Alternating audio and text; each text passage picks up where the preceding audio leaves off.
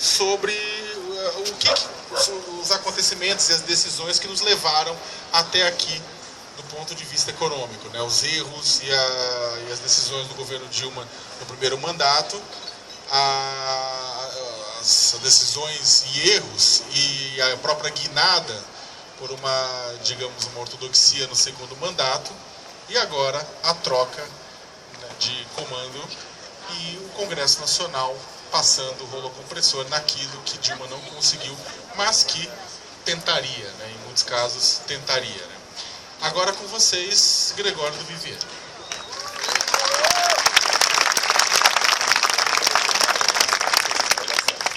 Primeiro, obrigado pelo convite, a todos da minha TST, do Boulos, todo mundo que chamou, e do Léo, do Laura, um prazer estar aqui nesse frio, que para um carioca isso aqui é um Alasca, assim. Pra gente, cara, isso aqui no Rio não é uma calamidade pública. Se tiver um rio frio desse no Rio, as pessoas não saem de casa, elas ficam trancadas, acham que vai nevar. Então é muito feliz de ver que a praça está cheia mesmo com esse frio, que para vocês é mais comum, mas pra gente, carioca, é congelante. Então muito feliz de estar aqui, apesar de tudo. A gente viveu uma semana agora complicada, cheia de reviravoltas, né? O último mês foi cheio de reviravoltas, a gente está num momento em que a gente não sabe o que vai acontecer amanhã. Mas eu acho isso bom, eu tenho muita impressão, eu sou um otimista incorrigível, eu acho muito que os ventos estão mudando.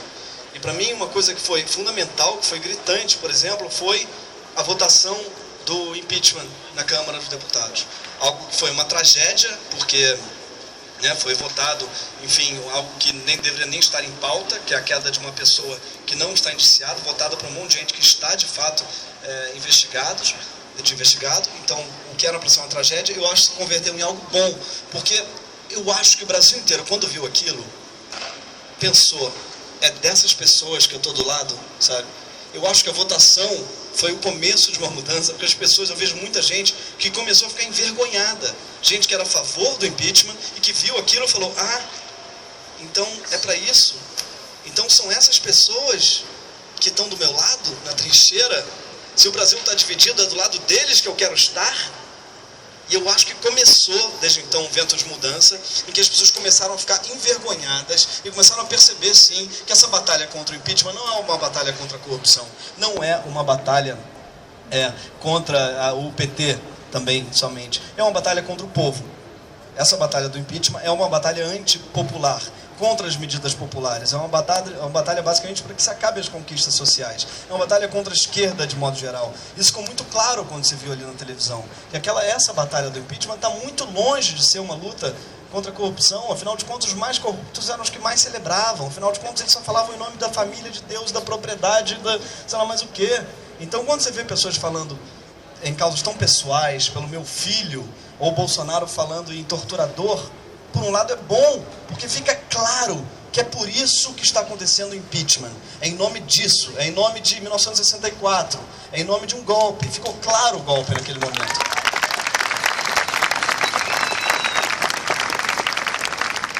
Eu tenho 30 anos recém-completados. Eu sei que parece mais, enfim, são os péssimos hábitos, o álcool, etc e tal. Mas eu tenho 30 anos, eu sou mais novo do que a democracia no Brasil. Eu sou mais novo do que o primeiro presidente eleito, que infelizmente foi o Collor.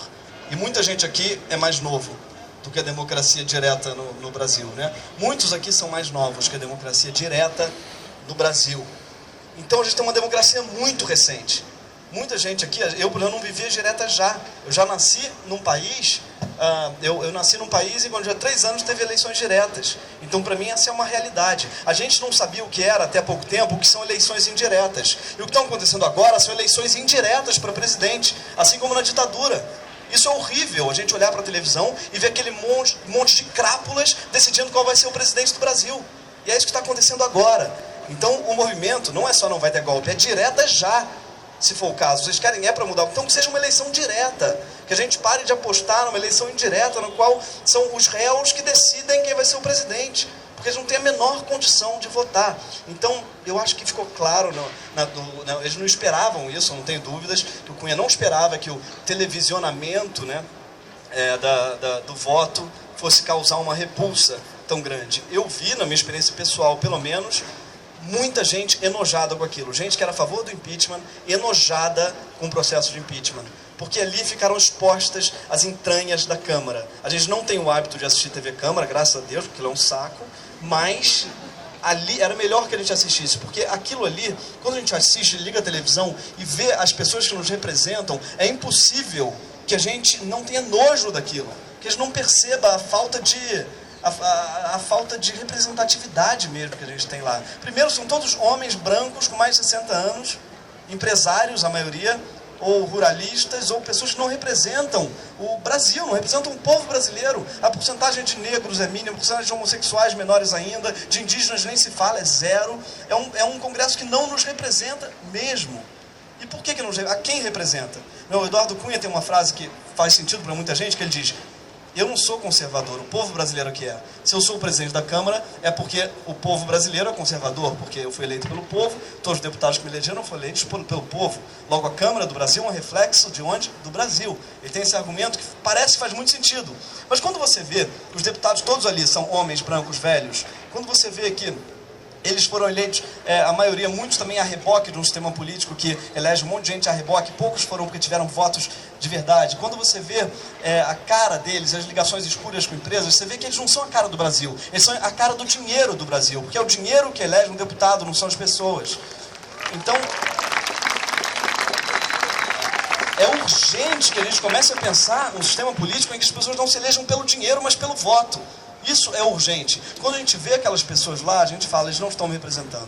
Ele está representando um monte de gente, o Eduardo Cunha está representando os planos de saúde, a Samarco, a Vale, a Friboi, mas a mim não está representando. E são muito poucos deputados ali que a gente vê, e eu não digo só a esquerda, a própria direita em algum lugar também não está, porque aquilo ali não é nem aquilo ali representa empresas, é anti-ideológico, é anti-representativo, é realmente dinheirista, né? Então, não tem como a gente não se chocar com isso. Ao mesmo tempo, por que o otimismo? Primeiro, porque eu vejo a população tomando conta, pela primeira vez, percebendo, se dando conta da falta de representatividade popular no Congresso. E, além disso, eu vejo também a população, pela primeira vez, fazendo democracia com as próprias mãos. Pela primeira vez na minha geração, claro. A gente foi às ruas em junho, eu fui às ruas a primeira vez em junho de 2013, mas ainda sem pauta, e aquela coisa rapidamente foi virada, foi conduzida e canalizada para algo com a qual eu já não me identifico mais. Mas eu vejo hoje, agora pela primeira vez, junho de 2013, com uma pauta clara, que é a democracia. Quando eu vejo aquela manifestação espontânea na Paulista, agora há pouco eu digo, isso é junho com pauta. Isso é junho de 2013 acontecendo com uma pauta clara e urgente. Quando eu vejo a ocupação da Lesp, eu digo, isso é democracia com as próprias mãos, isso é lindo. O que os estudantes secundaristas estão fazendo pelo Brasil inteiro é lindo, e palmas para eles também, porque eles estão fazendo...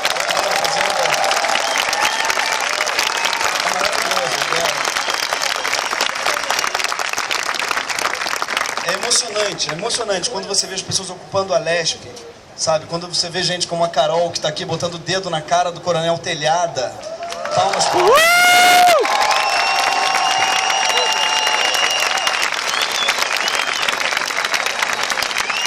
Desculpa citar, a Carol tá vermelha, com vergonha, mas o que você fez foi lindo. E é isso que a gente tem que fazer, a gente tem que botar o dedo na cara do Coronel Telhada. Como é que a gente não estava fazendo isso antes? Me dá até um misto de vergonha por pensar que eu, na minha juventude, chato dizer minha juventude, parece que eu sou muito mais velho que eu sou, mas é verdade, no meu tempo de estudante eu não ocupei nada. E isso é muito triste perceber, cara, onde é que eu estava? Que eu não estava ocupando nada mesmo? Na compra da eleição do Fernando Henrique, onde é que eu estava que eu não estava ocupando alguma coisa, sabe, né? E depois em todos os escândalos sucessivos e no Banestados, por que eu não estava ocupando porra nenhuma? O que eu estava fazendo jogando 007 contra GoldenEye no 64? O que eu estava fazendo? O que eu estava fazendo essa porra no Nintendo 64? Esses jovens estão ensinando a gente como é que se faz política. E isso é muito bonito mesmo de ver, assim, de aprender. Eu estou aprendendo muito com os secundaristas, não só com eles, com os estudantes de modo geral. Estou aprendendo muito com o MTST, estou aprendendo muito com as pessoas que estão ocupando as ruas. E eu acho que essa é a maior forma de fazer política hoje, é a ocupação. Eu acho que mais do que qualquer outra forma, mais do que a internet, claro, a internet tem que servir, mas tem que servir para ocupar e resistir. Eu acho que só na ocupação que as coisas mudam de verdade.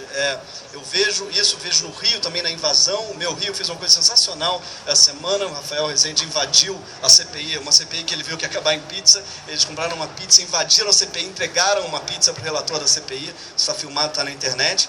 E eu acho que, não quer dizer que não vai acabar em pizza, mas vai ser muito mais constrangedor se acabar em pizza. Então, eu acho que essa é uma palavra-chave, é constrangedor. Sabe? A gente tem que constrangê-los. A gente tem que constranger a classe política.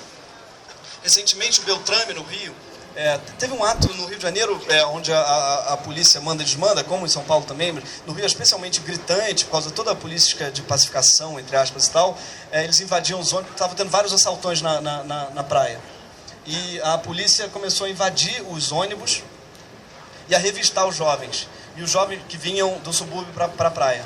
A revistar os jovens da periferia. E os que não tinham dinheiro no bolso, eles eram presos. Porque se eles estavam indo sem dinheiro no bolso para a praia, segundo o Beltrame e a polícia, eles eram bandidos. E aí a população fez um levante e falou assim: como assim? A pessoa não tem direito de não ter dinheiro no bolso? Vocês estão criminalizando a pobreza assim tão explicitamente, e a polícia foi impedida de prender pessoas porque não tinham dinheiro no bolso. O Beltrame deu a seguinte declaração, falou: assim não é possível. Vocês estão constrangendo a polícia do Rio de Janeiro. E eu fico muito feliz de a gente viver num tempo em que a lei constrange a polícia, em que a gente consegue botar lei contra a polícia, porque a polícia no Brasil ela não está acostumada a ser constrangida.